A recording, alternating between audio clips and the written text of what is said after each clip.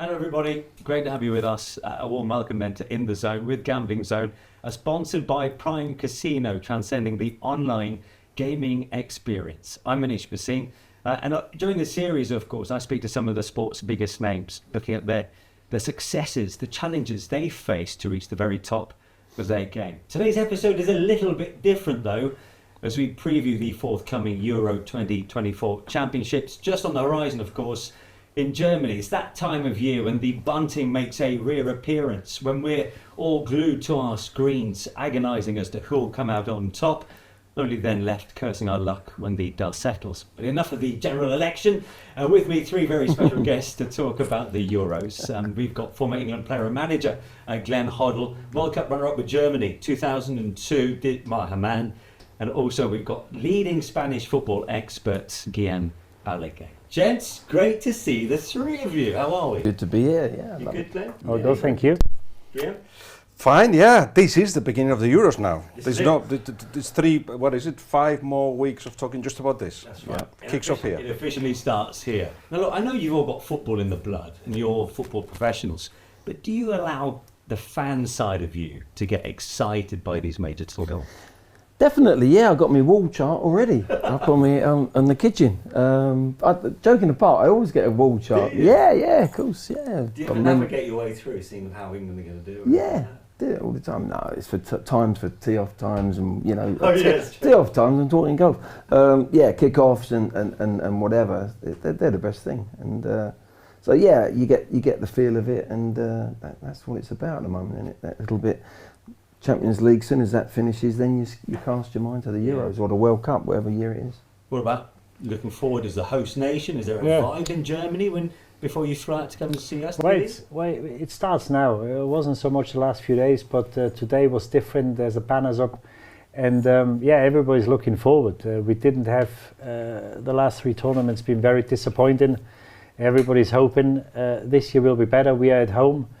We had a great World Cup in 2006 when we got to the semi-final, when the expectations weren't that big as well.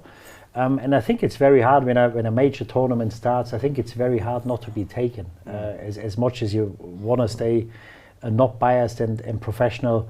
But when a big prize is at stake, I think it grips everybody. What about you, Guillem? And what about Spain's chances? Well, I'm a bit different because I have 2 teams. I'm an England fan and a Spain fan. It's 30 odd years in England, so I just hope that eventually it happens this summer. It could happen, I'm sure we'll discuss that.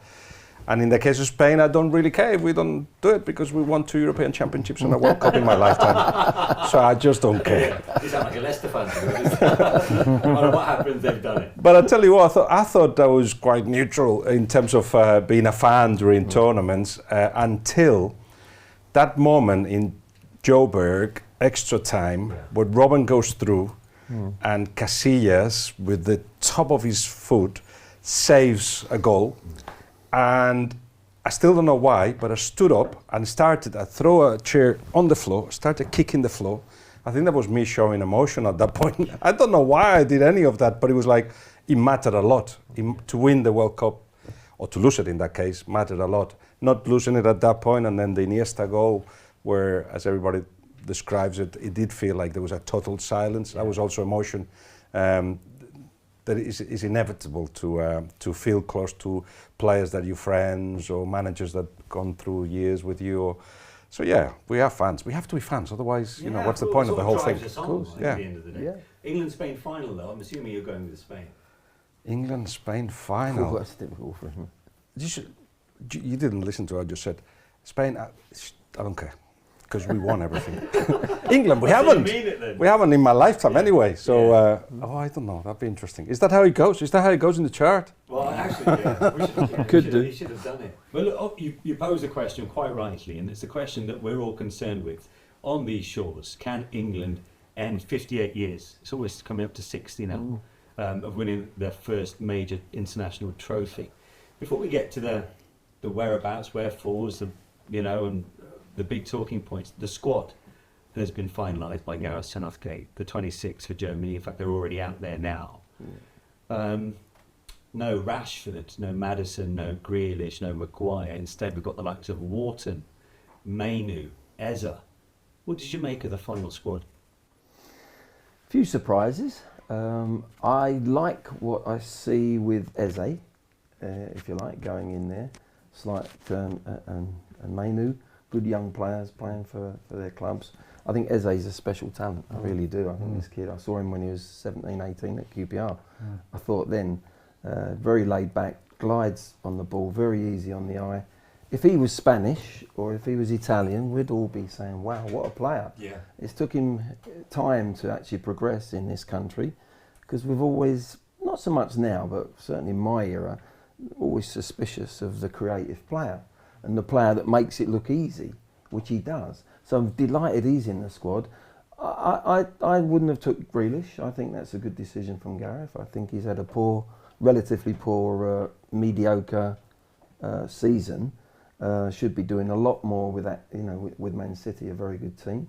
I would have took Rashford, because I think Rashford does better for England than he does for United, and I think they need a bit of pace. They've got Anthony Gordon with a bit of pace, but he hasn't got that experience. So, all in all, I'm quite delighted. I'm quite happy with the squad that he's picked. Actually, I mean, defensively, he's forced to pick those players. Yeah. If he had a choice and everyone was fit and firing, that our back four would be a different back four that's going to be in that first game. But would you take Branthwaite instead of Lewis Dunk? Well, that's the ifs and buts. I mean, I think for the balance of a back four, maybe the young Everton player, Braithwaite would have perhaps gone for me. Dunk has been very good for his club over the last couple of years. I don't know whether he's at his very best at this moment in time. For a couple of years, I think he's one of them that you have to take away. You look at players sometimes, their style, and you make an assessment. Well, this kid, Dunk, you have to go, his end product over the last couple of years has been excellent with the ball and defending. But whether this season it's just tailed off a little bit, for me, I think a couple of years ago, maybe he would have been in the squad, but it's a big call. And the things that you mentioned, one is interesting. So Grealish will be the outlier, not the guy that is out of the system, that does his thing, and he may just do it twice in a tournament, he may just win it for you. Do you think there is more of those kind of players in the England side that can create out of nothing? Yes, and I think they're better. I do. I think Grealish at Villa was a terrific player.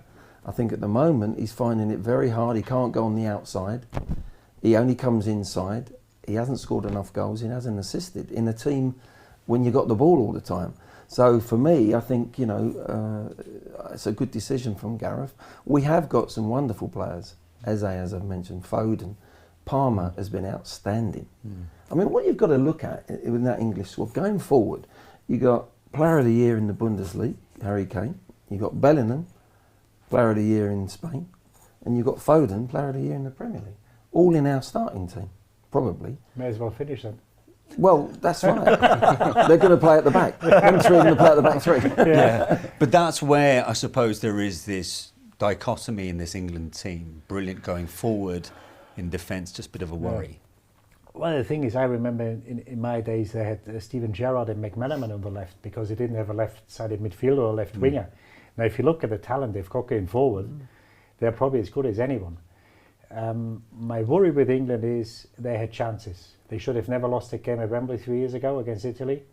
They probably should have beat Croatia in the semis 3 years before. I think it was in the World Cup. And the thing is, not only in international football, in any competition, you only get so many chances. And they had their chances, they didn't take them, arguably with better teams than they've got now. And then people say, oh, defensively, they are frail. Yes, they probably are, but then again, in Gahey, you've got a player who's done ever so well this season, very quick as well. John Stones has been a terrific player for Manchester City. Walker is there. We need to see who the left back will be. My other worry is a goalkeeper. He's a good keeper, but I think his temperament lets him down at times. And I just think in a tournament, when you want to play 7 games, there'll be setbacks. And I think you need a keeper who calms the teammates, the whole team, the squad down. And I think he's doing the opposite. And this is where I've got my worries or my question marks, whether you wouldn't win a big title with Pickford in goal. What's interesting is that there are teams that they get put this tag and that's it. England, they have the difficulties at the back, and then they go to the Euros and they're the best defense in the Euros. In the qualifiers, the best defense in the qualifiers. So I know Nomawaya and maybe Luke Shaw later on, but the whole team defense is not just the back four that defense. I agree with you on the goalkeeper situation. There are better goalkeepers out there than Pickford, I think. But in any case, the whole team is so, they work so hard for each other. And starting with Bellingham and Foden and Kane, so difficult to attack England. I think because of the frailties of a little bit at the back, in the back four area, I think personally Gareth likes to play two players in that midfield. I would say we're good enough now to have just Rice in there and maybe Foden and Bellingham. But I think because we've got them frailties at the back, he's going to have two in there. Whether that will be Mainu, whether that will be Trent, whoever he puts in there, he'll go with that solid. And I can understand that because he'll want a little bit of a protection for that back four that's not going to be fit, it's not going to be able, it's going to be a little bit of Achilles heel for us. It really is, and I agree with Dieter. I think that's where you got to win it. You've got to have a balance between your attacking and your defending, and I think we're sort of one way too far. Yeah, and if they've got that balance, I still think they can go deep. Yeah. But I think this is a test because people tell me Declan Rice is the best centre midfielder in England. I don't think he's anywhere near Rodri. And when I watch Declan Rice, you know, in the Champions League this season against Bayern Munich, the first goal, Munich scores. Obviously the keeper is at fault, but then he should pick the ball up. That's his position. And I think we find out how good Declan Rice is because now he's got a back four where people say they're probably not as good as Arsenal's, who are rock solid or have been rock solid this season. He's got to give the team balance. He's got to protect the back four because at Arsenal at times, I think he thinks he needs to do more than he actually does. Because his job is, he's got Bellingham, he's got Foden, he's got Saka, Palmer, Kane, whoever plays. There's so many guile players who can score a goal and create a goal out of nothing. All he has to do is hoover up, anticipate, win the battles, win the ball and give it to these players. And I hope he does it because if he does, I think he could be one of the best defensive midfielders in the world. Yeah. As I see him, I think sometimes he wants to do too much and he lets the other side of his game down. I think that's his mindset. It has to change for England, and that's down to the manager now. He's got to sit him down, and what you've just said there, Didi, that's the role he's got to play for the team. In Arsenal, when he plays with Jorginho in there, Jorginho sits in there, and that's where he's such a good player, Rice, because they've gone, right, now you're a semi-8. You can do a little bit deep, but you're allowed to go forward, and he can do that. He drives with the ball, which is added to his game from West Ham. But I think for this England team and this tournament, he has got to be the one that says, listen, you're not going anywhere. You're going to support the ball from behind the ball. You're going to receive it from your back four. And now you've got to protect them centre-backs. And I think if he can do that, but it's about his mindset, isn't it, really?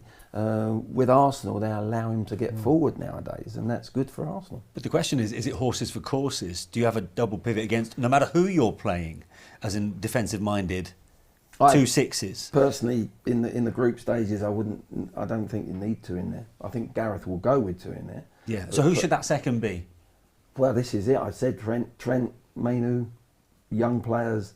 Gallagher, Wharton? Yeah, Gallagher. It'll be whoever he feels. I think he'll probably go with Gallagher, I think.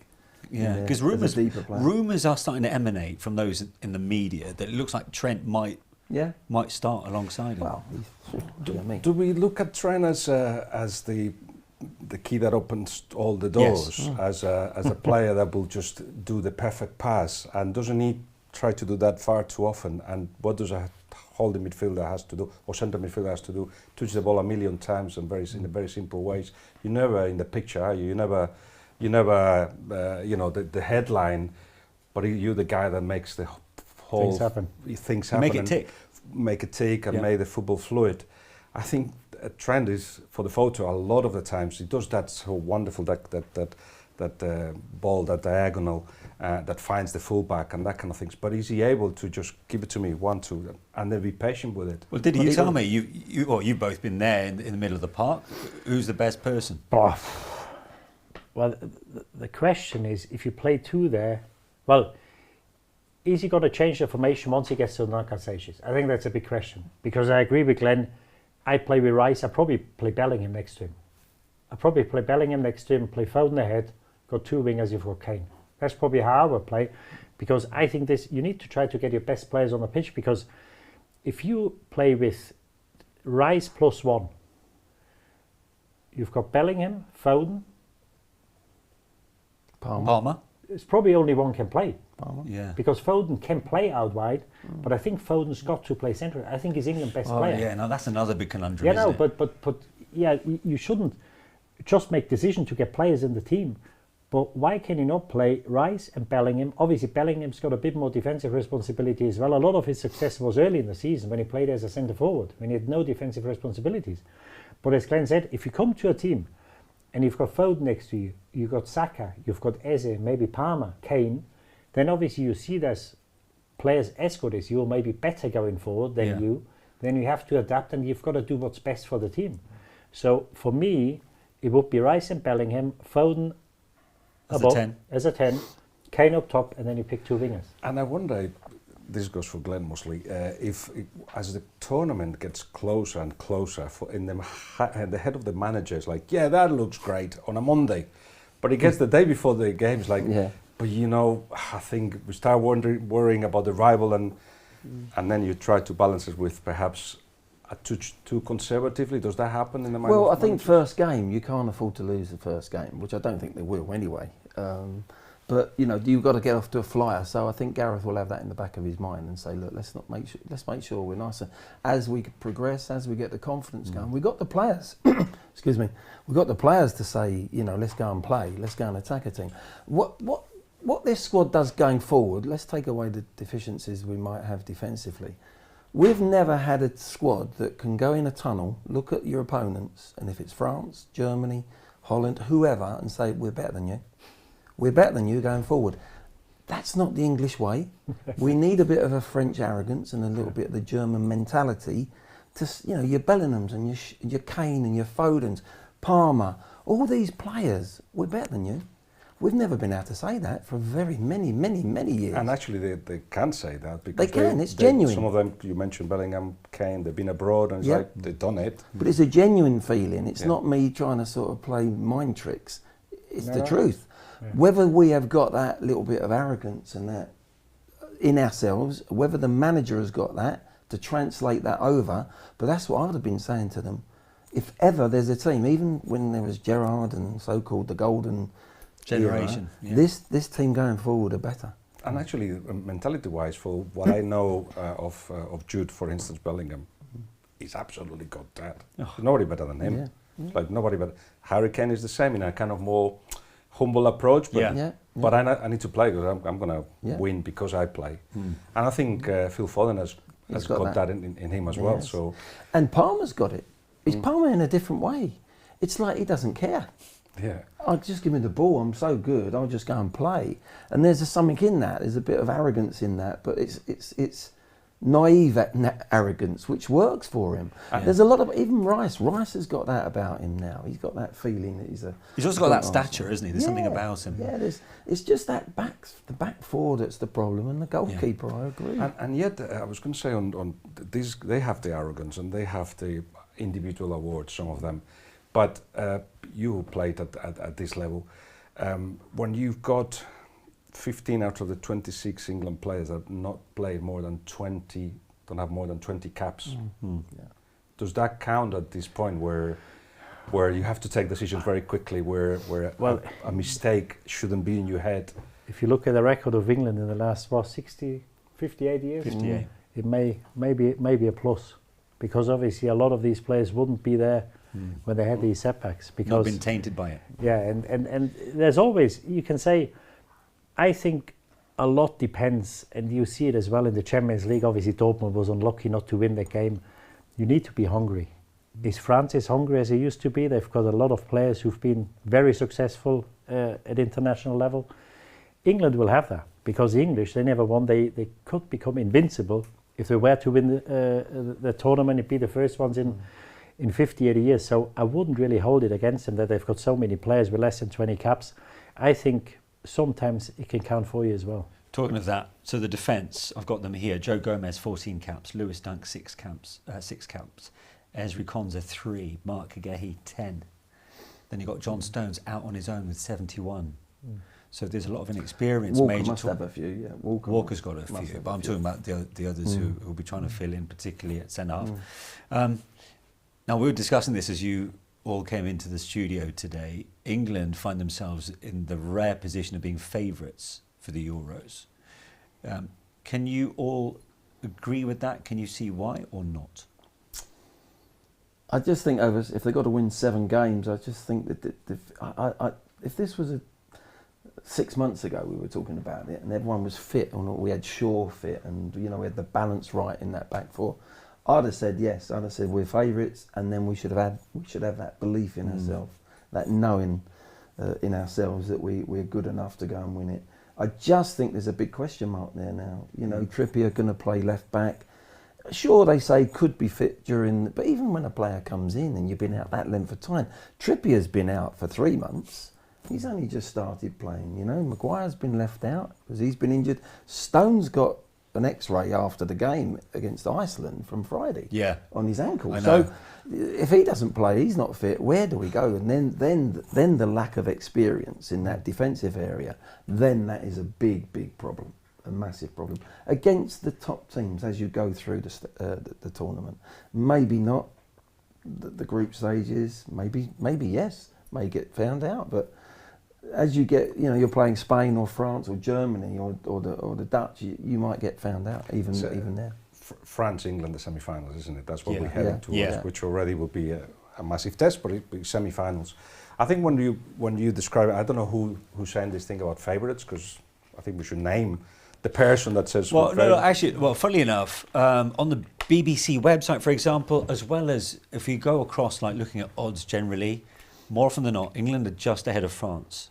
Now, the only reason England are ahead of France, the way the BBC, for example, have done it, Opta Stats, their route through to the final, their previous records against those people, and they've run the simulation 10,000 times. Fair enough. England have come out on top. It's very slender. Yeah, but It's very slender. the odds in this country? If you went to another country, England might not be favourites.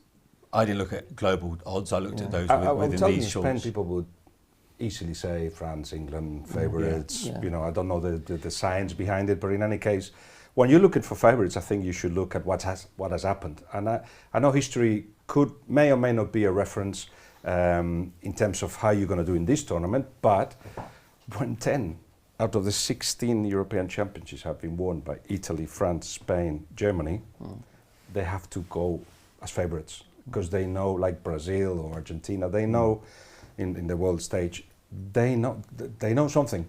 They know something that when the tournament comes, they have answers. Germany hasn't done so great since 2016, and Spain haven't gone so great. It's been a kind of similar trajectory, but you're both on the up now. But there is something. There is something there that seems. I mean, to be honest, I'm sure we'll talk about Spain, but we won the Nations League, finalist of the Nations League, silver medalist in Tokyo, last 16 in the World Cup, and semi-finalist in the last European Championships. That's in the last 3-4 years. Yeah. So all of a sudden we're competing very well. So you have to count on that as well. And not many people are talking about Spain, in part logically because there's not a big star.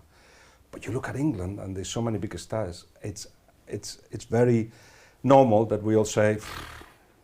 But it feels like there is a shift from, wow, aren't we doing well, which is what you were reading, and everybody was talking about England that way, and wow, they got great players. 2, it will be such a failure if they don't win. And I don't think you can ask any manager or any team in the world to win. Semi-finals, to get to the semi-finals, but after that it could be, referee decision. Yeah, but it depends how you get beat and who you get beat by, and that's the thing. And I think Southgate said it himself. He said, "Well, if I don't win this one, I might not be there." It might be his last, Might be my last one, and I think they're favourites, and rightly so with France. I wouldn't make them bigger favourites or favourites ahead of France, but I think these two teams got the best squad. Yeah. There's reasons to be against them.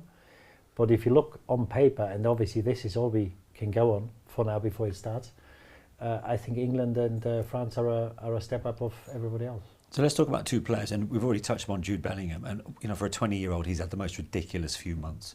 La Liga Player of the Year, La Liga winner, Champions League winner. Should we be careful, though, not to place too much expectations on the shoulders of this fella, having seen what you have at Madrid this last season? Let me tell you first of what I think it makes him special, and everybody sees the quality of his football and the decisions that he makes on the pitch and the calmness of it. But he's got this thing where, he gets into the pitch earlier than anybody else and looks around and is like thankful that he's there and kind of absorbs everything that's happening. And so he's very much, his mind, his body is in the flow, he's in that place, he's in football, he wants to learn, he wants to leave it all to the maximum. But by doing that, for instance, at Real Madrid this year, he picked big time, and I know that after Christmas he had two bad injuries, the shoulder injury and the ankle injury, and that has stopped him a little bit, and he who wants to leave all these things to the maximum realizes he hasn't got that extra thing that he had early in the year. He doesn't now, and I think he's been carrying niggling injuries. So well, you see the two semi-final performances against City. He had put relatively average games, and the final we didn't see him really. Bayern Munich as well. So So, but as an Englishman looking at that, I'm thinking, okay, it's a little bit like racehorses. They have a little slut and then they come again, and I'm hoping he comes again. I think he knows he's been under par. And I think he'll go, right, now the Euros are starting. I could have finished the season like this if there was no tournament at the end of the season. And I'd have been frustrated, or even though winning the Champions League and being Player of the Year. But now I've got the Euros to go, let's go again. Let's get back on that horse and go again. And I think we'll see him back to his best. You must have had players like him that is 20. What happens at 20, I suppose you just don't know your limit. And he goes in, he gives everything with him, without the ball. And sometimes you look at him minute 60, it's like, he cannot do it anymore, but he's gonna do it for you. But then, if you're tired or if you're mentally exhausted, you suffer, you struggle. And that's where he is at the moment, I feel. So that's interesting. So if his form has dipped a little bit, but he knows more than anyone that the eyes of the world will be on him for all that he's achieved. He's been in the headlines. Teams are going to set up to stop him. So the intriguing question is, how is he going to cope with that, Didi? I'm not sure you need to stop him, because he's peaked. He had a good autumn, and that was it. After Christmas, he's got very few goals, and in the 5 games, the 2 quarters against City, the 2 semis against Munich, and the final, you didn't see him. So these are 5 games where you didn't see him. And I understand he saw 20 goals in La Liga, or near enough. Player of the Year, I understand that he comes from England in the first season. The pressure is a different one at Real Madrid, like any other club. It's been absolutely fantastic. Whether it's injury, whether it's physical, he hasn't performed since Christmas. And this is a huge worry. And the other thing is, and this is not only for this tournament, but moving forward. Now he played, I think he's best when he has no defensive responsibility. And he played with the 2 Brazilians out wide. He played in the middle, he scored a lot of goals. Now next year Mbappe arrives. Now he will play up top. So he will have to find a position where he has defensive responsibility. And I'd be very, very intrigued to see how he fares next season, because I've seen him in Dortmund a lot, and he shirked sometimes his defensive responsibilities. He got away with it because he scored goals, his head goes up, and he was a golden boy. And I think the next 12, 18 months will be hugely important for him. And if you come into a tournament and physically you're not at your best, you won't get it back during the tournament. Now, obviously, he had a week off, or maybe not even a week off, because he went to the Champions League final. For him to perform in the Euros, I think will be mighty tough. And also, he has to play a different position, because I think going forward, there's better players than him. I think Foden going forward is a more inventive player. I think if there's 110, I think it's got to be Foden ahead of Bellingham. Now that means he doesn't play, or he plays next to Declan Rice. And he has to adapt, and he has to put his own interests at the back. And he's Champions League winner, young age, La Liga, player of the season, won the La Liga. Now he's got to go there. He says, I've done it all, and I think he's a very humble guy. But now he's got to go there and work for the team. And I think it's a big test, not only for him, but for the whole team. Is it me, or is he putting it down on Bellingham? No, I hear what you're saying, and I can understand. But I don't think he's a top 10 as a player, and I don't think he's a top 6 What I do think he is a perfect 8.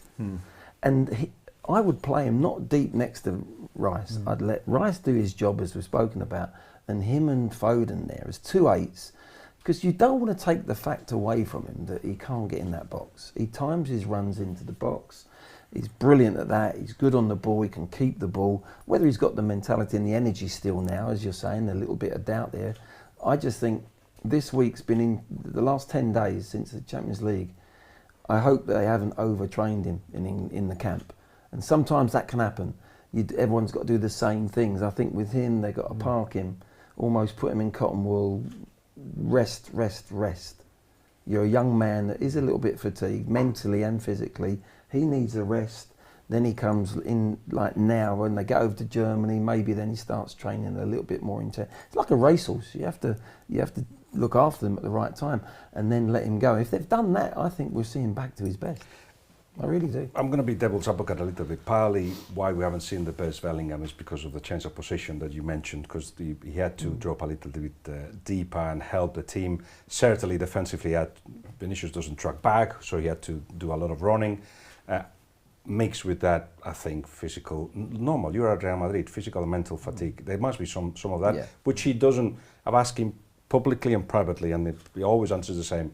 I'm not tired. No. But he would say that. Yeah. He would say that.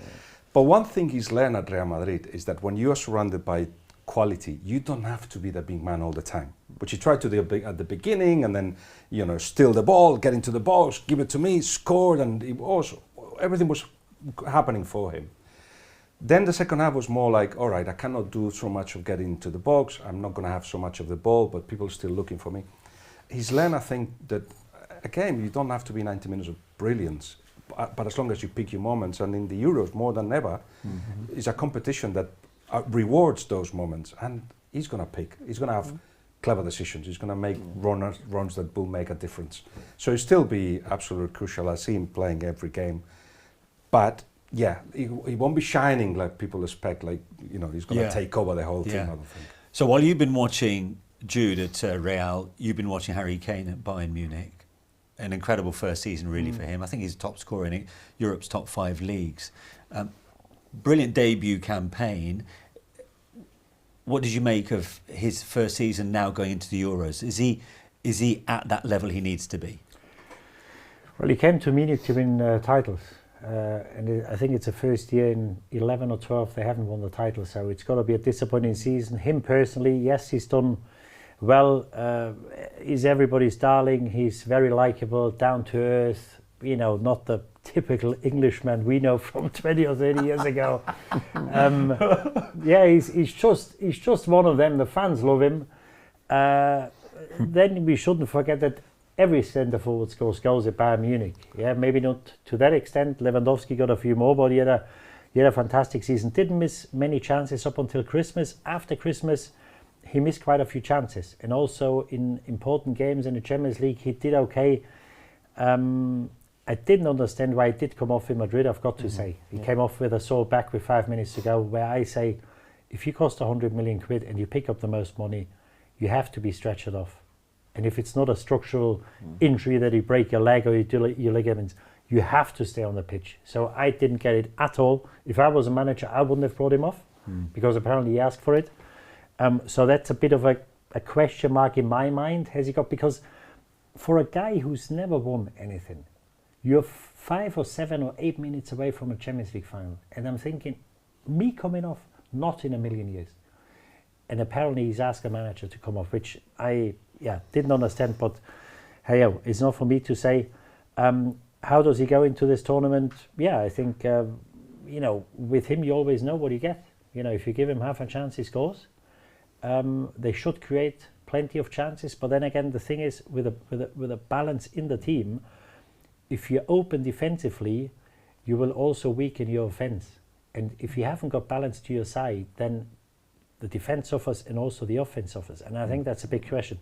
If they find a formation where they get a balance and where they don't get counter-attacked very often, he will score his goals. Are you here to serve a reality check? Are you here to serve a reality check on Kane and Bellingham? No. No, we're trying to I get couldn't. do you know Manish, what I mean? I watched the game. Yeah. I watched it. I couldn't believe it. I could not believe it that he's taking Kane off. Afterwards, the manager comes out and he says, "Yeah, he has to get substituted." And I'm thinking, you come to Munich. Yeah. You come to Munich, 100 million quid, which is the most anybody has ever cost. You earn the most money, and rightly so. He's a fantastic player. He's England kept. It's great for the league. It's great for Bayern Munich. But then I'm thinking, how can you ask a manager to come off in a situation like this? It's very unlike Kane, isn't it? It's very unlike And he Kane. hasn't done, apart from that, he hasn't done play anything every wrong, I've game. got to say, because he always led from the front. Yeah. But in this instance, And a it back was strange. injury is a back injury. Only the person knows how bad your back is. If it- You know, if you've got studs down the back of your calf or you've twisted your knee or your ankle, that's a different story. So, but it's very unlike Harry. Harry wants to play every game, every minute. Strange, but you make a good point. You're 10 minutes away from knocking them out and suddenly looking to come off. That's a very strange scenario. I want to mention the P word now. Penalties.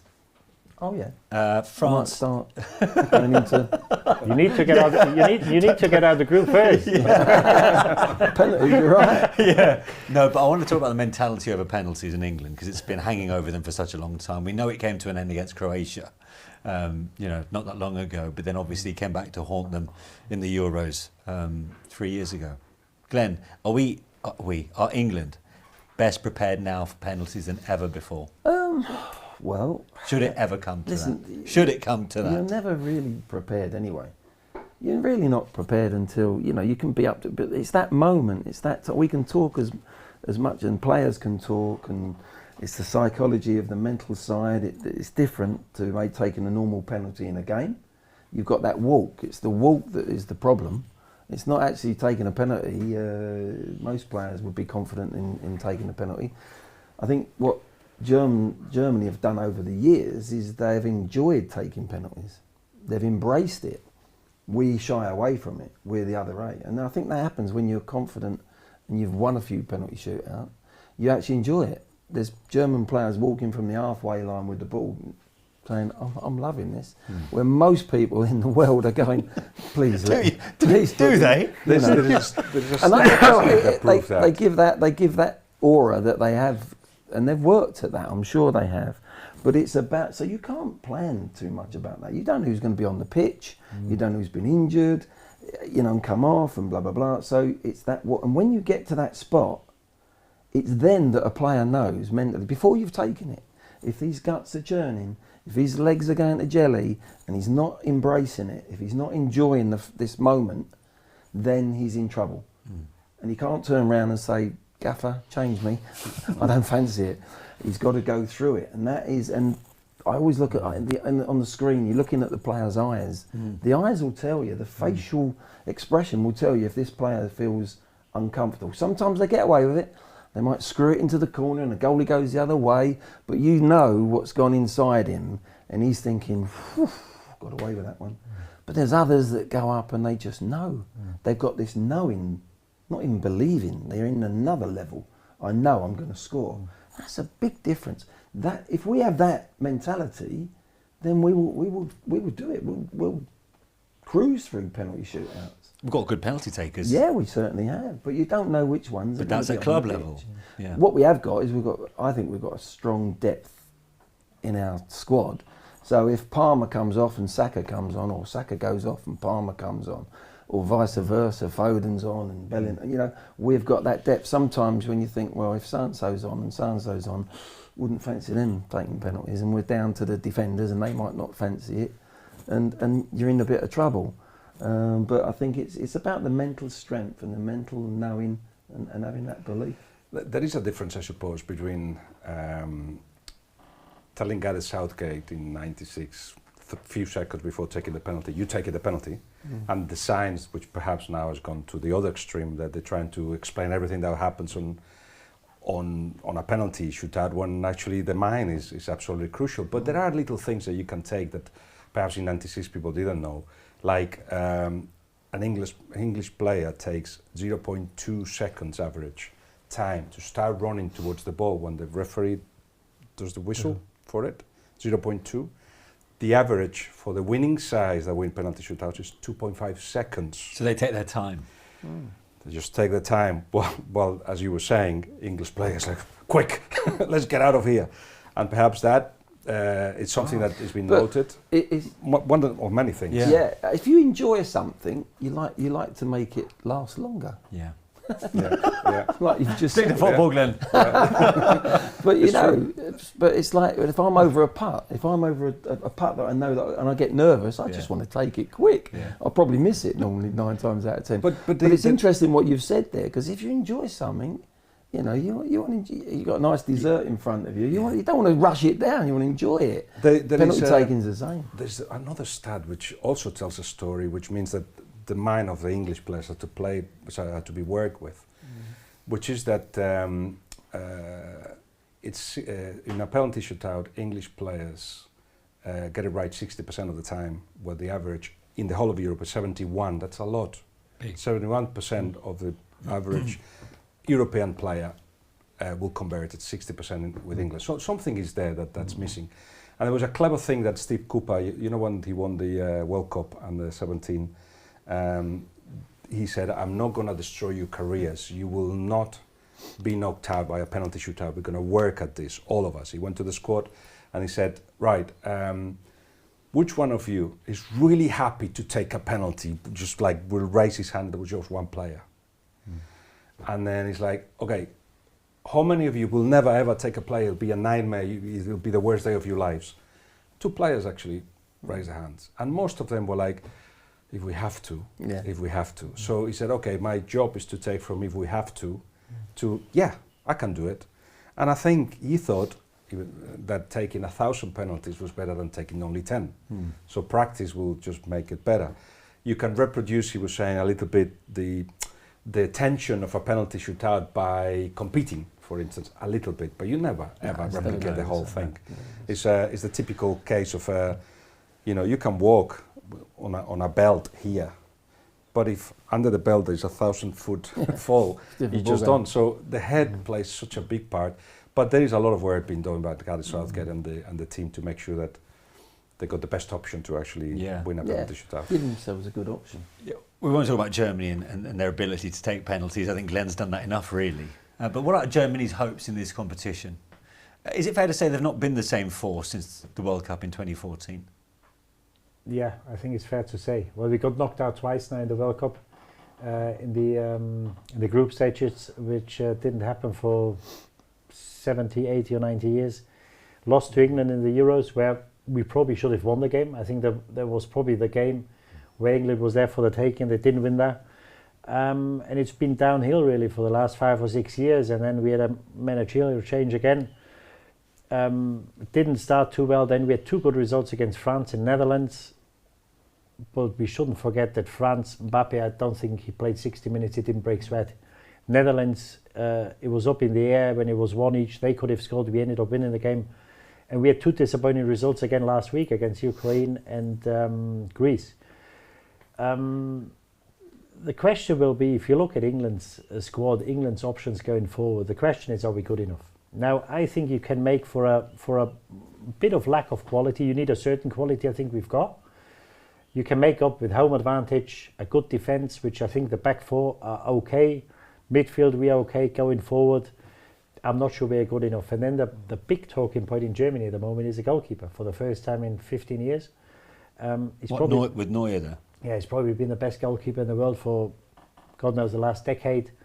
Had a bad injury from a skiing accident 18 months ago, come back this year. Actually did okay, made a few mistakes with the ball at his feet towards the end of the season when it didn't really matter. But obviously made a mistake in Madrid, which cost him the game. And made a mistake against Greece the other day. So there's a lot of people now saying, well, it doesn't matter what he did in the last 10 years. We've got to see what he does now. Ter Stegen should be in goal. The manager said, Nagelsmann said, Rudi Völler said, no, there won't be any discussion. We won't allow it. He's our keeper, which I think is the right thing to do. But I think it only takes one slip up in the first game to start the discussion, because you don't want to change a goalkeeper. A goalkeeper is a vital position, probably the most important position in a team when you go to a tournament. And there's question marks. And the other thing is, you've got all these forward players. We've got Wirtz and Musiala. I think Wirtz is the best player.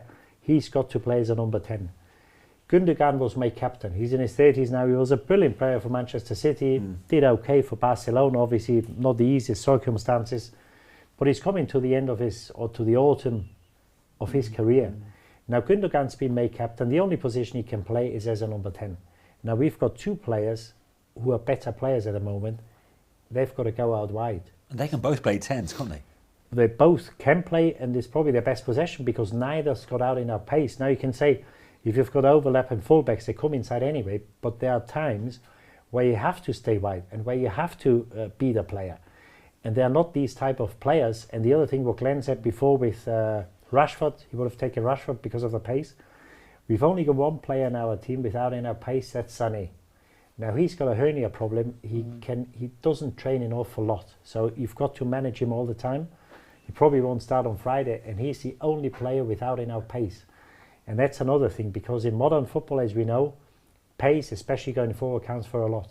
So there's 2 or 3 question marks. Will they go deep in the tournament, or will they get out of the group? I think they should do. The group is probably tougher than it reads on paper with Scotland, Switzerland and Hungary. Can I see them win it? I'd be very surprised. One thing that, has anybody come out with an explanation of why you've been so poor in the last decade, and does it have to do with even identity? I mean, we used to know what Germany were about 30 years ago, even when you win the World Cup, so possession, positional football, all that. Not sure what Germany is about now. Well, I think England a few years ago was a tight game.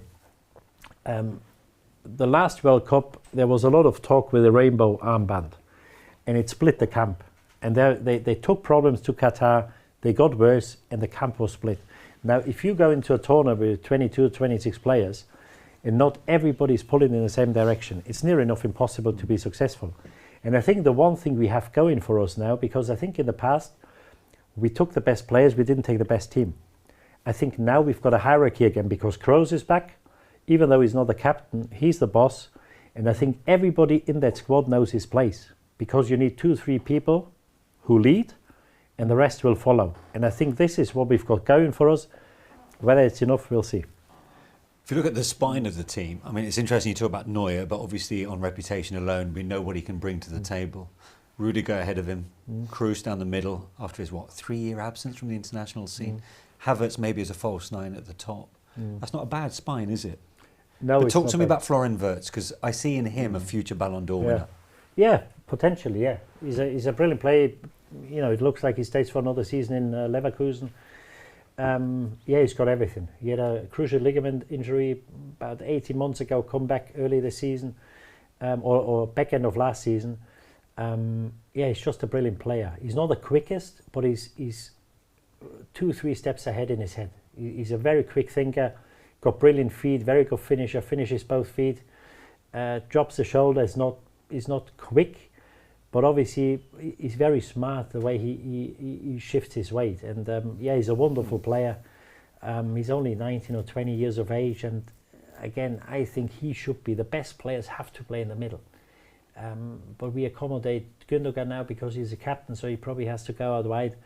But he's a wonderful player. The spine is good, but then again, Havertz, yes, he had a decent end to the second half of his season with Arsenal. I've seen him since he's 17, and the kid is so good. And when I watch him, I sometimes think he probably doesn't know how good he is. Because even though he scored a few goals for Arsenal now, and people are happy because he got a lot of stick when he first signed, I just think he's capable of so much more. And the other thing is, he's not a centre forward, and I don't think he wants to play as a centre forward. And he's 24, I think he turns 25 in the next few days. And he's at a stage now, I think, of his career where he has to make a position his own. Nail it down, yeah. Well, because he's playing wherever they need when he plays there. And if they do bring a centre forward in Arsenal, which they probably have to if they want to win the league, it'll be very interesting to see where he plays or if he plays. Yeah. Just to bring a little bit of journalistic trouble into the discussion. We like a bit of that. There's harmony in Germany, but was it yesterday or the day before that Fulkrug and Rudiger were fighting? We're fighting. A little bit. A little bit. Yeah. But apparently that's just To a be little honest, action. you sell tickets for that. That'd be a good fight, wouldn't it? What a fight that is. Looking at it. I just think, from Germany's point of view, I think if they can get some good, it's not on paper. You're right. It looks it's not an easy group, but if they were to get a few results and get the public behind them and get, because you're right, they've got good individuals, and I think they're looking to put a team together now. And if they get a couple of wins under their belt in that first group, I think you can see they could be dangerous from my point of view. I think they could grow in stature, grow in confidence, get the public behind them. If it doesn't go, they get a couple of draws in that group or they lose one, then wow, it's going to be a tough task. I don't think I see them. But if they get off to a flyer, I think they might go deeper than you think, actually. Yeah, and obviously they've got quite a few players who are not really tested. You know, Tars come in, Andrich, they had a good season in the Europa League. Mittelstedt plays for Stuttgart. I don't think he's ever played an international game. And then obviously behind it as well, there's 2 or 3 other Stuttgart players. Obviously they come on the back end of a brilliant season because they've been runners-up to Leverkusen. But then again, you know, at this level, as we said, with the defence before, with Gehi or Konza, whoever plays, you only find out when they're there. Yeah. Some people thrive, some fold. And, you know, that's the beauty of it. You don't know what's going to happen. And some might actually enjoy it and they say, this is great. But then again, to play a Euros after 3 very disappointing tournaments in your home country, because you play Scotland now the Scots won't go down without a fight. Yeah? So... you know, when you go on the pitch on Friday, you have to come off and you have to have scored 1 goal more than the Scots. Are you slightly worried by that opening game?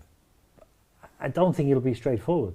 I know they've got a few injury worries. You know, the big man up top, he's out. But, you know, nerves will come into it. And yes, we've got Toni Kroos there, we've got Neuer in goal, who's obviously fighting for his position at the moment.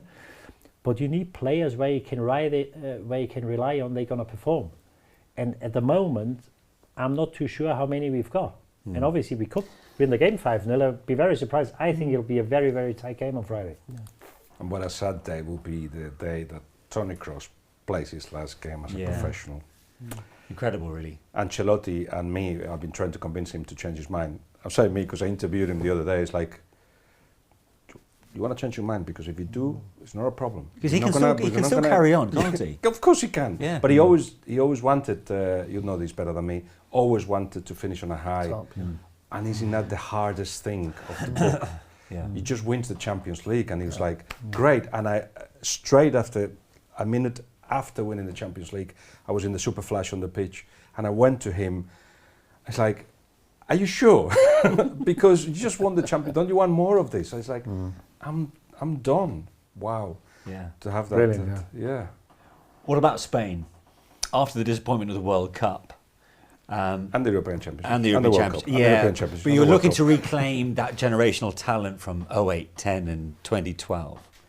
You cannot compete with that, it's impossible. But at the same time, it's been done in a way that's pretty similar to then. So De La Fuente, the manager, was the manager of the under-19s that won the European Championships, and the 21s that won the European Championships, silver medalist in Tokyo, and he's bringing the same guys. So the goalkeeper, Unai Simon, has been with him for a while, Rodri has been with him for a while, Fabian as well in centre midfield, the PSG player, Oyarzabal as well, the winger, the forward. So they reproduce, and this is a federation thing anyway, they're trying to reproduce a club system, a club atmosphere into the national team, so everybody knows everyone. Yeah. And it's only been 2 or 3, Ayoce, Betis, we finished really well, who's just been introduced, Pedri, who had to be obviously accepted into that group, and Lamine Yamal, who's this sensation, still will be 16 by the time we play and win the... He turns 17 towards the latter stages, doesn't he? Yeah, when we win the European Championships, he'll still be 16. Because he's like 3 days later, 4 days later. Yeah. But so he's mixing all those things, putting them together, but there's no expectation of anything. Sometimes the team plays so well and it's wonderful to watch, but there always would be 3 or 4 clear chances because we attack so much, the fullbacks go forward, Grimaldo will be the Bayer Leverkusen play on the left, Carvajal on the right. They go forward, and we haven't got the fastest centre backs either. So, yeah, it's going to be exciting. But Luis Aragonés, our former manager, used to say that defences take you to a final, and the attackers win you the final. Yeah. It's not always the case, but it's a rule that tends to work. Well, we don't have the best defence, so that's not going to even take us to the final. And once there, I don't think we have the best attack either. But certainly, I would say, for the reason I said before, 10 out of the last 16 European Championships have won by 4 teams. These should always count on, and one of them is Spain. Gavi will be a big miss. But it's good to see Pedri back after having injury issues for a couple of years now. Yeah, actually, because of the injuries and because some of them have come through the season, halfway through the season, and some of them haven't always played, or some of them have been injured in the latter part of the season, nobody's played more than 5,000 minutes, which is great because, I mean, top players are now in 6,000, 7,000, just crazy minutes. And Pedri is one of them. Pedri, who has arrived at the best form of the season. In the 2 friendlies, he plays different to Barcelona. He plays closer to Morata, so he's the guy with the last pass, with the last move, with the one before the assist, and it's great to see him enjoy his football. And I think the way that everybody's going to play is, or most teams, defending in their own box, you need that kind of magic that Pedri brings on the table. So what will be a good Euro showing for Spain? They should aim for, obviously, quarters, semis, and then anything else is a gift. But as I said, we're on form because we won I know Nations League, everybody laughs, but it's a competition. People, especially when they get to the semi-finals, take very seriously. And the last one, we beat 2 of the teams that we play against in the group stage, Croatia and Italy. We won it. We lost it against France, the other Nations League. World Cup was disappointing. As I said, silver medals in Tokyo. And semi-finalist against Italy in the Euros, and we should have won. So we can compete, and that's finally good to see because it's taken a while to get back there. Spain are in the same group as Albania, Croatia and Italy. So Italy, the reigning champions, of course, and we know that from what happened at Wembley Stadium. They're going into this as somewhat underdogs, aren't they? They are. Under Spalletti. They're pretty dangerous when they're like that as well, but I don't see enough goals in Italy, in their team. I don't see any threat going forward that they can go deep in this tournament. Schumacher is the one that kind of jumps out really, who can score. But it's not what we've seen of the past, really. The a little bit like Spain Schillacis, as the well. Vieris and Rossis. Spain suffer to score as well. Yeah, so they don't. But we had a lot of possession and we create a lot, and then we take the wrong decision. In the case of Italy, they don't create that much. In Spalletti, they've got the best manager in the competition, I think. Somebody that transformed Napoli, made them win the Serie A in a historical season. And then he goes like, well, now I'll run the national side. But he is the kind of manager that wants a system to work, and he's looking for the players to fit in that system with 3 at the back and with wing backs that go forward. And I think they're still not fully there. And as Glenn says, they perhaps don't score enough either. One of them Spain or Italy might not get through, that group. Well, Croatia for sure. Yeah. Croatia, yeah. Well, don't forget, 4 of the best finish. But if only 8 teams drop out from but the first round. if you lack scoring goals, now you play Spain and Croatia, and then you might have to beat Albania, and I don't think that's an easy game either. I look at Italy again if they get out of the group. I think once you play them in a knockout game, I wouldn't particularly fancy playing them because they can always defend. They may only need to score 1 goal to win games. Do I see them as favourites? Not really, but I won't be surprised if we see them later on in the tournament. Actually, all of a sudden they have the best centre-backs almost in the European Championships. They've got Bastoni, they've got a great centre-back. Buongiorno, who's got a great name as well, he's got a great centre-back too. So at least they got that bit. It's going to be very difficult to beat them, even though it's not Bonucci and Chiellini. But still, they got something in the modern way. They play with the ball as well, in how Spalletti wants it. We should also talk about the only team with the perfect record in qualifying, Portugal, and they'll be looking for the perfect send-off for a certain Cristiano Ronaldo in his 11th major international tournament. Unbelievable. I tipped them. I fancied them. Yeah, I like Portugal. Yeah. I didn't even know they had the perfect record in qualifying, because qualifying can be a bit misleading. Gives you a false sense of security because the opposition is sometimes not the best. And there's probably parallels, because I thought that the World Cup is Messi's last tournament. Now he's still going. He might be, the Copa America is. So he's playing there, is he? Yeah. So he might even play another World Cup. He will. Ask his best mate. He will. Yeah. He will. Yeah. Obviously, I didn't know that. I thought that's his last tournament, and I can see a similar story with Ronaldo. I think the big question will be whether he accepts a role where he's a part-time player or maybe just a bench player for certain games, because he won't be able to play every 3 or 4 days. In Gonzalo Ramos, they've got a brilliant centre forward who had a quiet season because he didn't get enough playing time at Paris.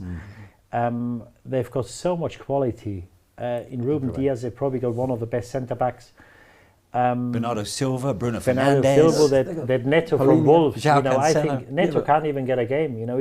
I think he's a world beater. They've got so many And yet they lost options. against Croatia 3 days ago. And Ronaldo didn't play. He wasn't too happy. But it wouldn't Mind put you, the me off. favourites lost against Iceland. Yeah, it wouldn't put me off. Losing the last game before a tournament, Yeah. it would make me fancy them even more. I don't think it says anything against France. Drew 0-0 against Canada, I think. No, I like the setup of the Portuguese team. And they've got so many options going forward, and I just think if Martinez gets Ronaldo on side and they find a way to use him, That is the question. 100%. At No, 13, but he must know now, Manish. He must know now. He can't be thinking going there. How old is he? 39. 39. 30, yeah. He can't be going there saying, I'm starting every game. he can't. I'm I'll sure. tell you how Roberto did it from the beginning. First thing he does when he gets named, where is Cristiano Ronaldo? Saudi Arabia. I'll go there and talk to him. So from the beginning, it's like, I need you. You're going to be essential to the team. And when you may not want to play all the games. No, I will. Okay. So I got to deal with that, and that's what he's been doing. So he tried to tell him that he cannot play every 3 days because he won't train. Now you don't have to tell him, but just drop him. Not drop him, just put him on the bench. Rest him. Now I'm sure if they go to the last 16, the last 8, I'm sure when the manager, he will tell him before, I'm sure when the manager reads the team out, he's not going to kick off and say, this is nonsense, why am I not going to play? Cristiano Ronaldo. No, he can't. I'm surely at 39, He did it at Manchester United, exactly that. Yeah, but exactly that. This is what, 2, 3, 4 years ago? This is some time ago when he was a bit more capable maybe of doing it. I'm not saying he still can do it for 10 or 20 minutes. He can still decide a game. But surely he must know that without him accepting the role, they ain't going to win the European Championship. Do you know what he told Ralf Rangnick? He said, do you know, we're not winning many games. What we should do is have 2 wingers, a centre forward, and I play with him. And that's the way he says, do we put midfielders? Ralf said, do we put midfielders? And I think he wants that. He wants a team that plays for him, still wants that. And it's not easy to deal with that at all and with that expectation. And he wants to play every game. And he wants to start every game.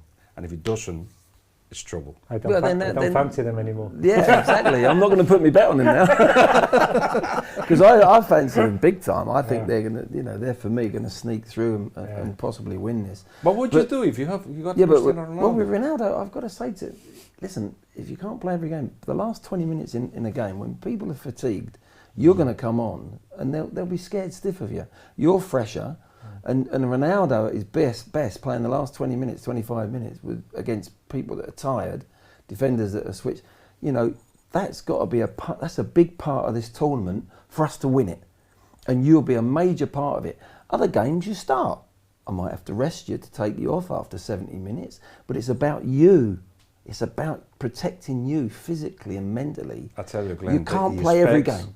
To start every game, perhaps not the 3rd game of the group, because they probably qualified already. Yeah, but after that, and whatever, and I think he's been given the impression that that's what's going to happen. So if he doesn't get that, who's given that impression? Roberto? No, that Cristiano has got the impression that he will start every game. He will be starting with alongside, say, Bernardo Silva, maybe another forward sometimes on his own, with Rafael Leao on his left, just basically feeding him balls.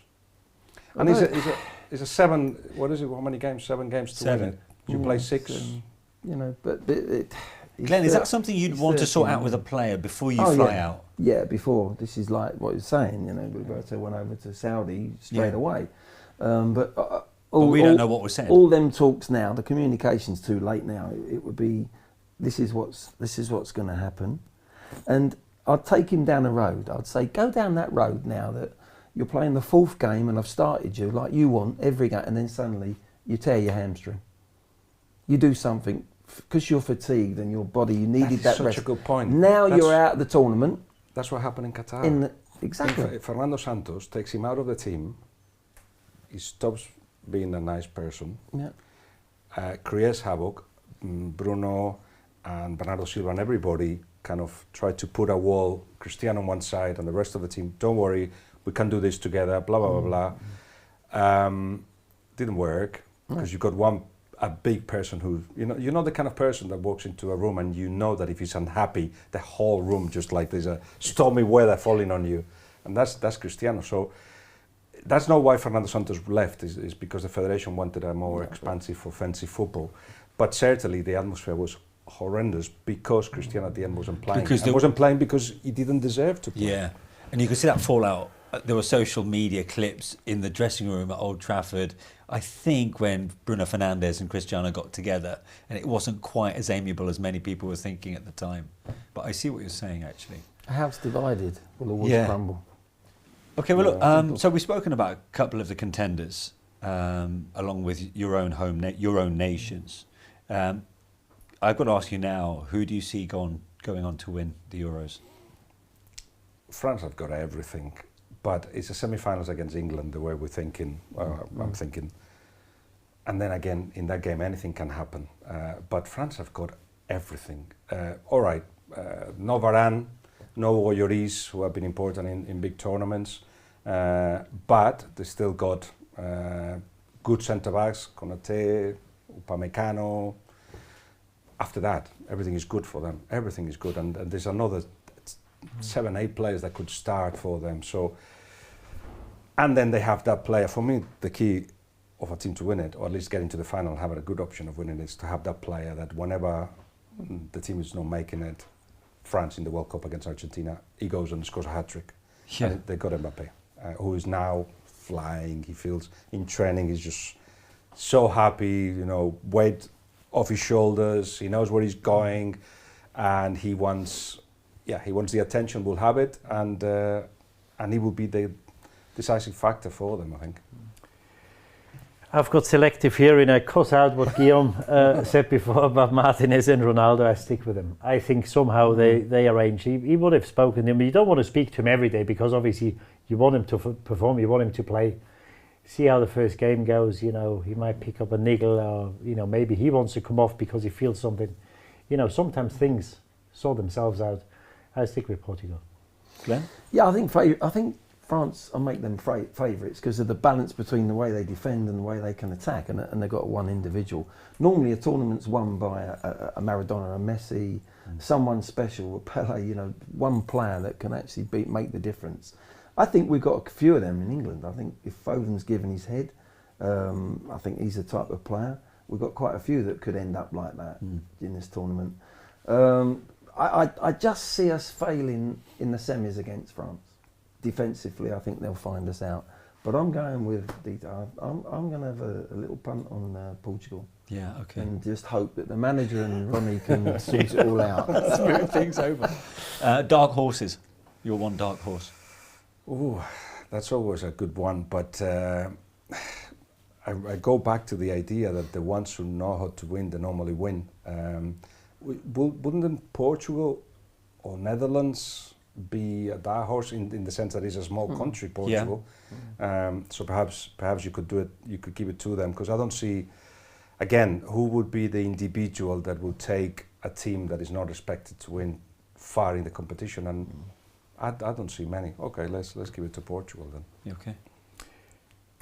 the Austrians miss one or two very important players. Guy from Leipzig, Schlager, done his cruciate ligament. The keeper is probably out, but they're on a fantastic run under Mr. Rangnick, who didn't get on with Ronaldo at Manchester United.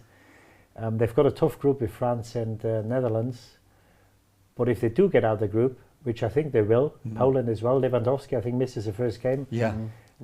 Some even say that he may not play. Yeah, so I think Austria will get out of the group, and obviously what that means, if you got two big dogs in your group, you won't be playing them. Maybe you get somebody who's less big or not so big or not so good in the last 16. So I can see Austria in the quarters at least. Glenn, Croatia, Belgium, they're also in the mix. I mean, Well, Belgium. it's the last chance for that generation. Lukaku, Witsel, We've said it. Yeah, we've forgotten De Bruyne. about Belgium, you know, Yeah. and the Dutch as well. And the Dutch have got some unbelievable defenders.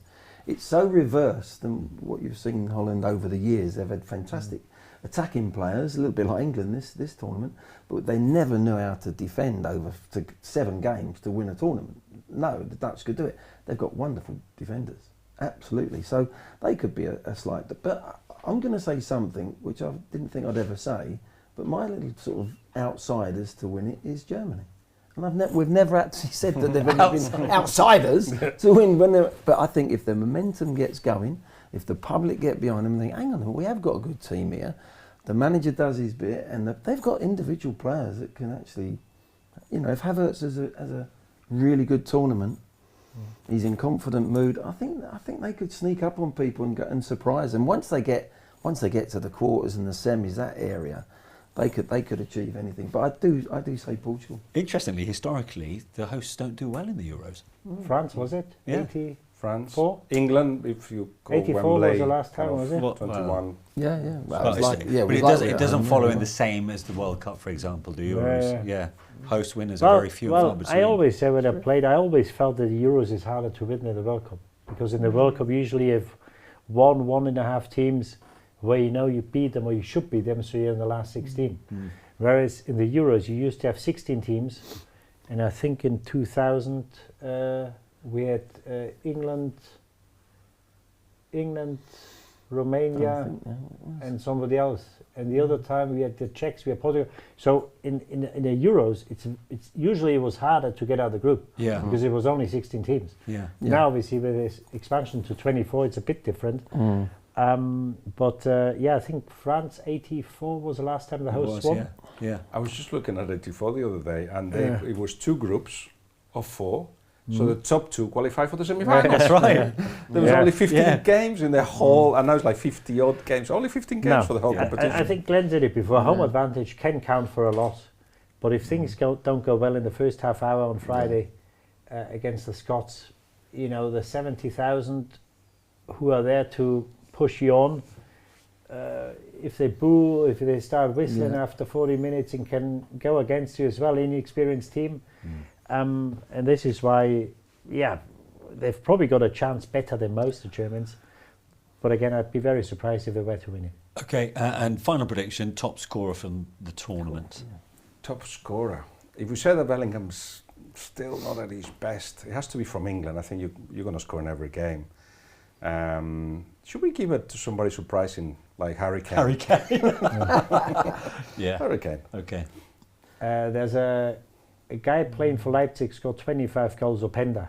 He came from France last season, plays for Belgium. Obviously he's second fiddle to Lukaku, depending how often he will get a chance to play. I don't think he needs many minutes to score goals, and that they haven't got the hardest group, Belgium. So Openda at a big price for me. All right.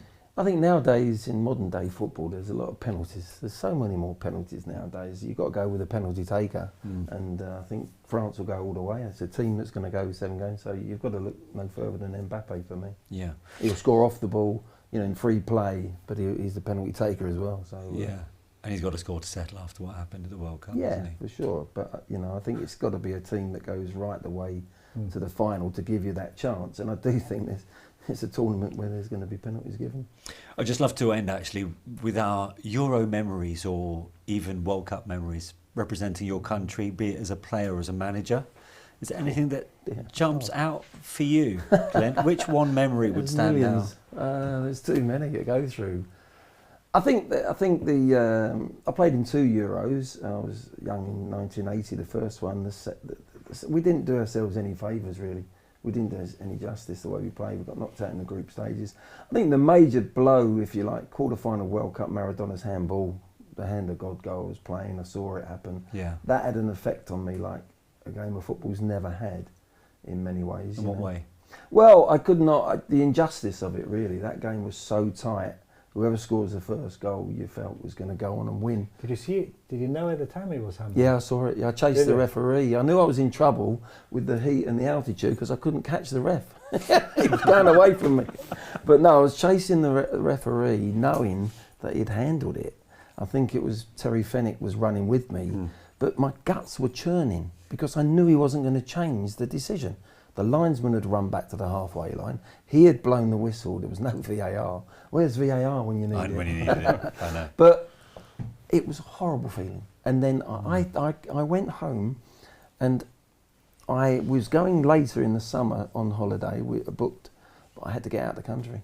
We went to Spain very quickly just to get out of the country. I couldn't get my mind off it. Wherever I went, people wanted to speak about. Oh, it was horrible. I don't know if this will help, but I may send you my latest book, which is Maradona's biography, in which he tells the story from the other side. Oh, I bet. Yeah. Not sure you want to hear it, but not so much the celebrations, but what it means to have, how he used that for his legacy, for his persona, for the country, many other things that England helped with in that way. But yeah. Did you ever get to speak to Diego about that? I played with him just before the World Cup, actually. Ozzy Ideal is his testimonial at White Hart Lane, which was fabulous to play with him. It was great. We had a really wonderful evening, actually. And we had a little nod to each other in the tunnel before the game, because don't forget the Falklands. The Falklands War had broken out, and there was and there was definitely that edge with them. I mean, we were professional footballers. We were playing for the badge, for England badge as a footballers. You felt, though, looking back at it, that there was something else in there, driving them inside. There was this injustice of a war, which people had died. It was completely. There was something that was more inside them, looking back. But and the way he's done that. I mean, to be fair, he was clever. He shook it. He'd done his head as well. I mean, Peter Shilton come out, and not even Peter Shilton knew that he thinks he got flick on. So Valdano gets to Maradona first, and starts embracing him and says, "Did you? Shut up! You embrace me. Keep going." Keep jumping on my back. That's brilliant. I can laugh about it now, but it was terror. It's the worst feeling I've ever had about football. Yeah. But face to face with greatness in many respects with Diego Maradona. Oh, it was wonderful. Best player on the planet, in my opinion. Yeah. And talking of greatness, I mentioned earlier, Didi, and I'm sorry to have obviously introduced you as the World Cup runner-up for Germany 2002. It wasn't a lie. No, but it sounded like a backhanded compliment. But the thing is, you took on a Brazil side that boasted some of the. I mean, that was the Brazil team. In many respects, Ronaldo, Rivaldo, Roberto Carlos. Yeah, Ronaldo wasn't at his best. Ronaldo had a knee problem. He's obviously, we watched the game from the start, and I said on the first or second game, I said he's limping. He's limping, and he still limped in the final, but he still scored 2 goals. Not bad. I remember. And scored 7 or 8 in the tournament, top scorer. It was a good team. Ronaldinho just came into the team. He came off the bench, I think, in the final. They had in Gilberto Silva, brilliant player also for Arsenal. Rivaldo, obviously Cafu, Lucia at the back. It was a good team, but we had Ballack picking up his second yellow card in the semi-final, and he picked the second yellow up, scored after that to take us to the final. He was our captain. He was our biggest goal threat because Klose scored early in the tournament, but in the knockout stages he found it hard to get goals, and they were not beatable, but on the night you probably have to say they still deserve to win the game. It's one of them. Been pretty fortunate with finals because we won a lot of finals we probably shouldn't have won.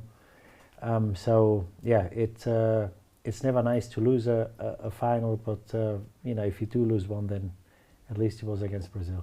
Any other memories?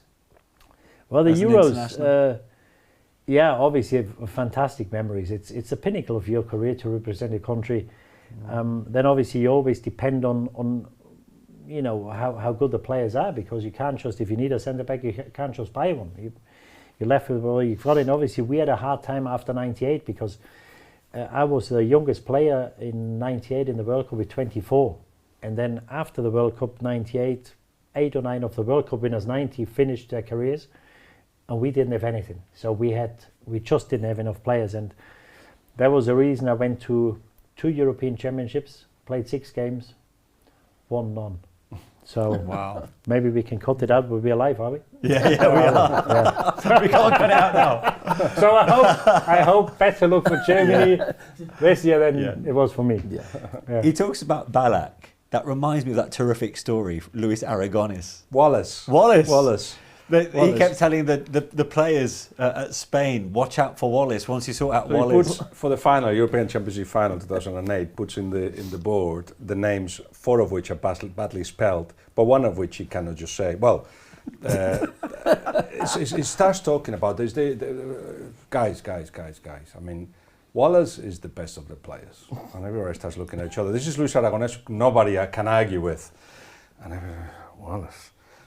So the runs of Wallace, he gets the ball. Wallace. And they come out, and it's like they're talking to each other.